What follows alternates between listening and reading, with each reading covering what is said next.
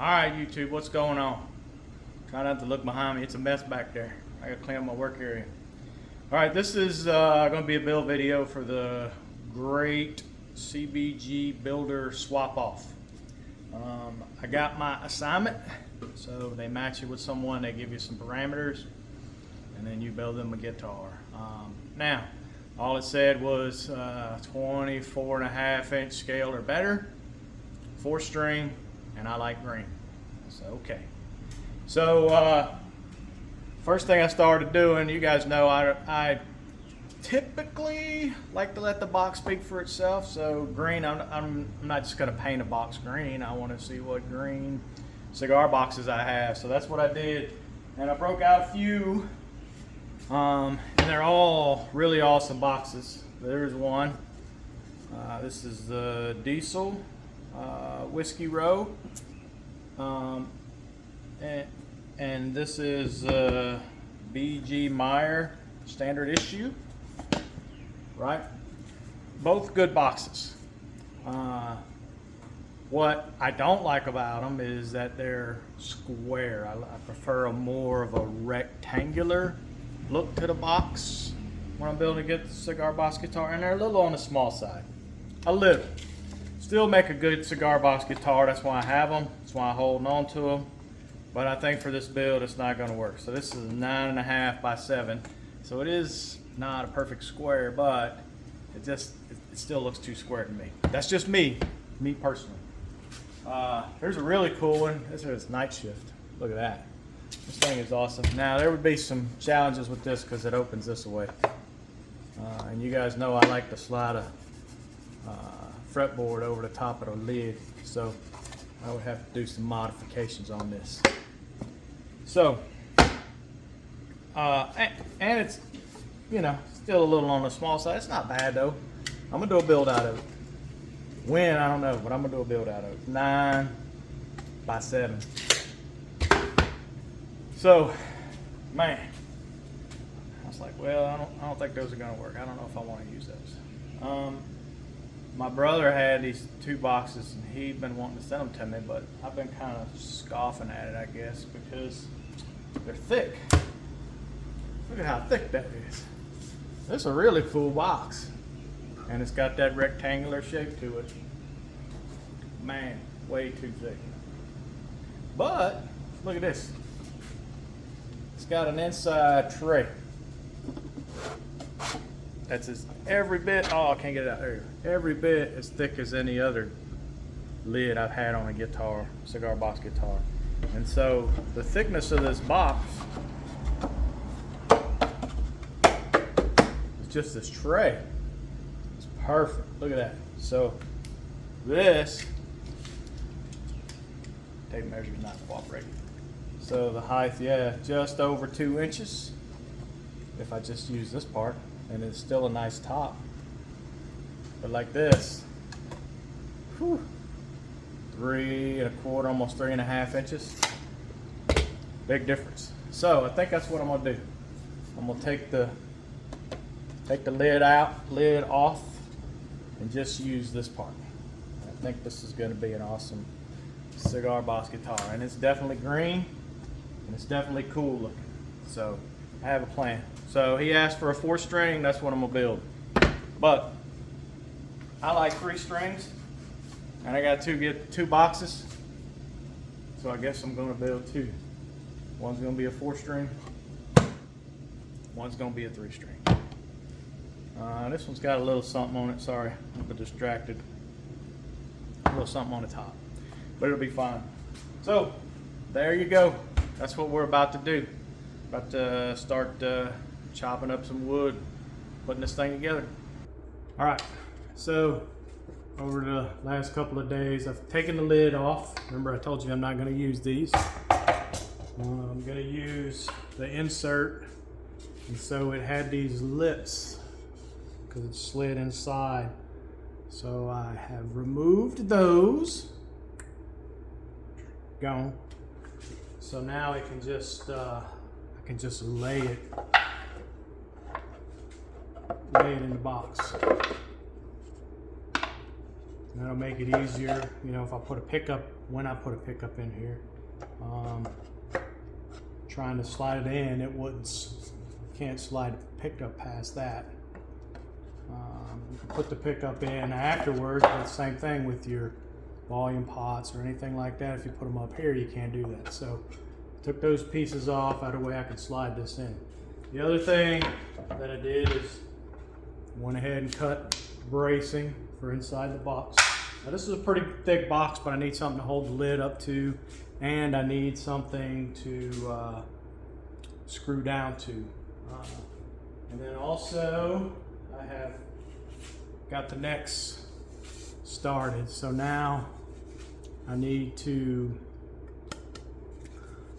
trim this piece down here so it'll fit in the box on the inside, and then trim this down to size, and then I'll glue the fretboard on. So I have the fretboards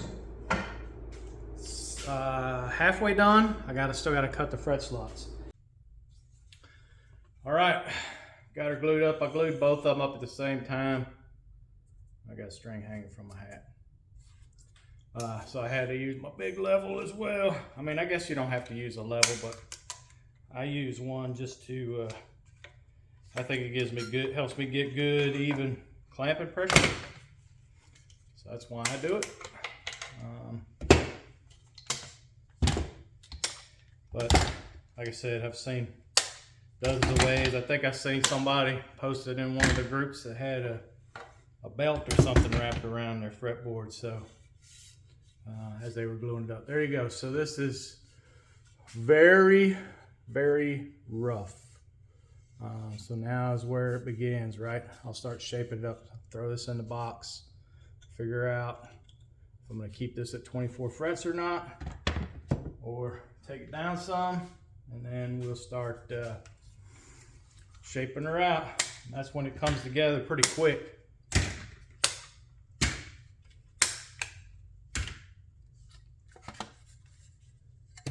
That's my little level. Yeah, that's the one I use for gluing up fretboards most of the time. I'm usually only doing one at a time, but sometimes I'm doing, you know, I got multiple builds going on. Just have a little assembly line going. And a lot of times I let these set overnight. I know you don't have to, but usually it's like the last thing I do when I'm out here working. I'll glue up the fretboard and go on in the house and chill for a little bit. So there you go. This one is, yep, this one glued up, ready to rock and roll. Same thing. And I did number these. So you see this has got a number 2 on it. And then this one's got a number 1 on it. And then each one of the boxes, like this box here, has a number 1 inside of it. So I know, whoa, that one almost fell over, sorry. I know which one goes with which box. Now, you know, I'm building them at the same time, but I'm hand building these things, you know, so there's little differences. So as this build progresses and I make adjustments to this neck, I'm adjusting it to one box, not, you know, I don't get confused. And actually, let's see here. I put these side by side. Let's see, how can I do this? There you go. I put these side by side, and you know, even though I've built them at the same time, I leveled them off at the top so you can see, but there you go. You can see that this one over here is just a little bit taller than the other one. So, yep, that's why the fretboard hangs lower here, but they're even at the bottom. So, you know, it's a good idea if you're building multiples, especially if you're building multiples of the same box, you know, because there's going to be little things. So this will just save you some headaches in the end. You're matching it to one box the whole time, and all of a sudden you get to assembly and you put it in a different box, and you're like, what is going on? Well, there you go. So anyway, that's why I do that. I don't know, not necessary, I guess, but it just helps me, gives me peace of mind. All right, so I'm gonna shape these things out, and then we'll start. I haven't done anything to the lids yet. So then once I do that, then I'll start figuring out where my humbucker's gonna go, and then whether or not I still haven't decided if I want sound holes in these things yet or not. I don't know. So I'm thinking on that. When I lay it out, I'll do that. Speaking of lids, right? Speaking of lids. So you remember these boxes they have this other lid on there, but it makes them way too big. And so I had them laying over here off to the side. You know, here's one of the lids right here. Look at how deep that is. Notice I took the hinge off. I'll tell you why. Because my neighbor came over, he was looking at these things and he put them together like this. He's like, man, that's not bad. I'm like, uh-oh, you're onto something. So rather than waste these lids, or, you know, I don't think I was gonna waste them, but I would have used them to cut templates or something out of or something. But I think this is a winner. I think I'm gonna attempt to mash these two together, because then it's got nice curved on the top, on the front and the back. Man, I think this will make a good guitar. I don't know if I'm gonna get to this one in this build video, but anyway, there you go. My wife's always getting on me because I got all kind of scrap wood and everything out here in the garage. This is the reason why you don't throw stuff away. Originally, when I was building this, I just figured I wasn't gonna need them. I could just toss them in the garbage. Good thing I did. All right, enough rambling. I need to get back to work. All right, I guess I could have just edited this video and started over, but so in the beginning, you know, I had the two boxes, and I got the two lids. So I was going to do the lids as a third build and do the two boxes the same. One was going to be a 4-string and one was going to be a 3-string. But I had an unfortunate incident with one of the lids. So sometimes I use the laser engraver to do some fret die markers, and I put my logo on the guitar with it, and I will cut out certain things with it. The problem with those sometimes is it's all about speed and power, and you got to know the speed, or I guess it depends on the wood type or whatnot.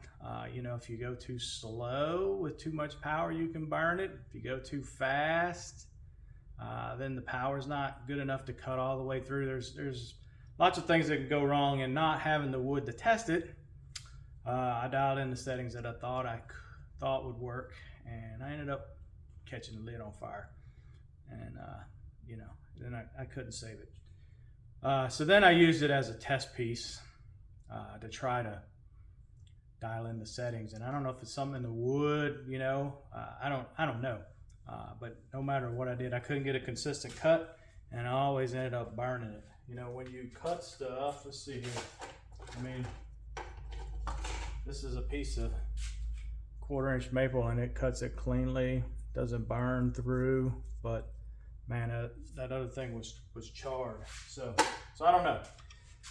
So I was gonna do the F holes and this hole back here, so I ended up having to go freehand. So here's the second box. I got the pickup slot cut, got the 2 F holes. Right here is the 25-inch mark, but I won't commit to putting that hardtail bridge in there until I get the frets on. That's what I'm about to do next. So this one is done. So then I was like, well, now what, right? So I said I may do the 2 lids. Now I'm doing the 2 lids because, you know, I got the neck. So here you go. I've cut this is the top, going too fast here. This is the top, this is going to be the top. So this is the top lid. And then the bottom lid is over here. I got it gluing up. I just, so I got the braces for the bottom, the front and the back. And then these 2 pieces here that are getting glued up right now, that's the pieces I use to help keep the neck square and about when I slide it in. So it's got a little pocket to go into, and you don't, doesn't wiggle around like that. So there you go. And you can see underneath there I've got some pieces cut so that it doesn't completely rest on the lid as it goes back. But all right, so there you go. Yeah, still doing 2 guitars. Was gonna be 2 and maybe a third. Now it's 2. It's just one of those things, it happens sometimes. You end up, I think when you're building these, to me, at least in my mind, there's obviously no rules and you can follow whatever order you want to build these, but you get to a point of no return, right? You do something, and if you screw it up, then you're likely to screw up the whole thing. For the neck, for instance, once you glue this fretboard on here, if you happen to glue it on here backwards or something, well, you screw up this whole neck. Or if this headstock twists while you're gluing it up, then you've screwed up the whole neck. You got to start over. And all these things takes a lot of time, and then to mess it up and have to start over, whew, it's painful. It's painful. Yeah, I've screwed up a neck before, so that's why I'm talking about that. I still have it up on that shelf up there, just to remind me to take your time, think about what you're doing. So there we go. I spent yesterday catching back up, which is wanting to do the frets today, so that's what I'm about to do. Once the frets go on, it's pretty quick. Now I still have to put all the cut the spot for the humbucker on this box and figure out sound hole, if I'm going to do a sound hole, how I'm going to do a sound hole, whatnot. But once I get the frets on here, then all these necks up, and then these things will go together rather quickly. So here we go.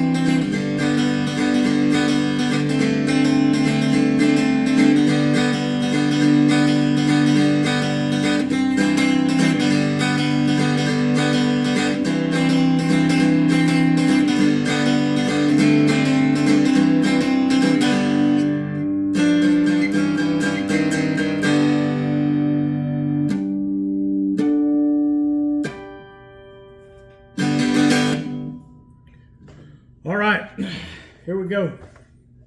So this is the guitar for the swap off. It is a Alec Bradley fine and rare box. The instructions I got from the receiver is 4-string, and I like green. So here you go. 4-string, green box. Came out pretty awesome. Everything's up top in the lid. So the input's got a 4-string hardtail bridge, just a volume knob, adjustable humbucker, and I don't know if you can see that in the video or not. Well, let's try it this way. Maybe you can. Yeah, there we go. So because it's adjustable, I I lowered this part down on the top here because this, to me, the B string there was overpowering the sound. So I just dropped the humbucker. I mean, you can adjust it back up. You can do what you want with it. I think it came out awesome. I did a multi-wood fretboard.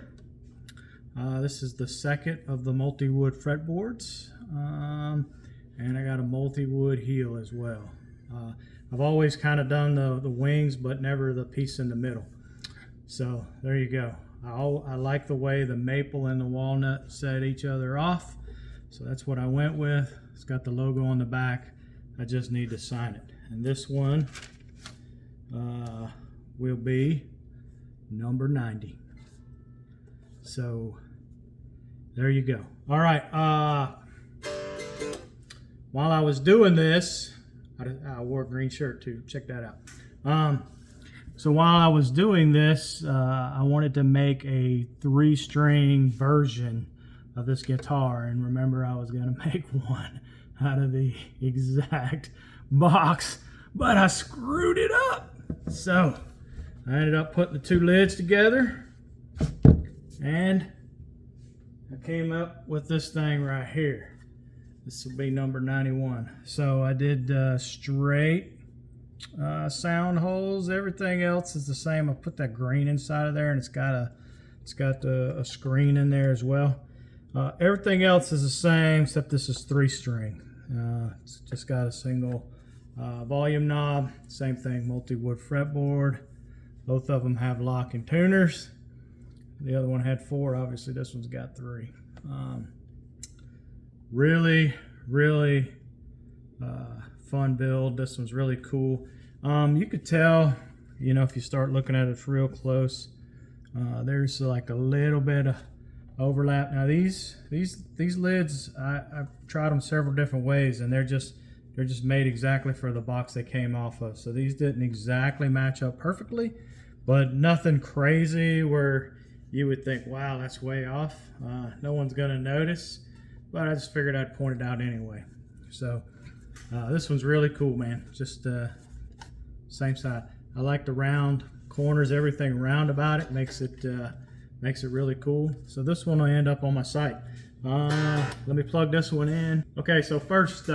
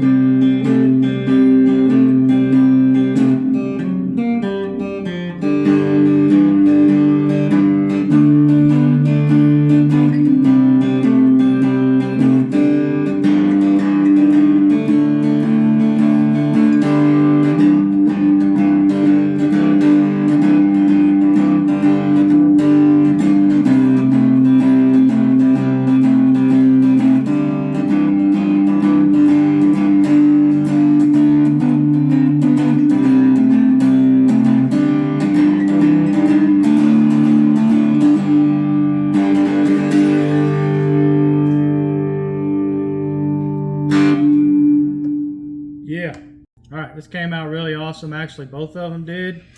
You can see there's just a slight difference besides the number of strings, but both really awesome guitars. This one is getting shipped off to its lucky recipient, and this one will soon be on my site. So thanks for checking out this video. As always, please like, share, and subscribe. I'll catch you in the next one. I'm out.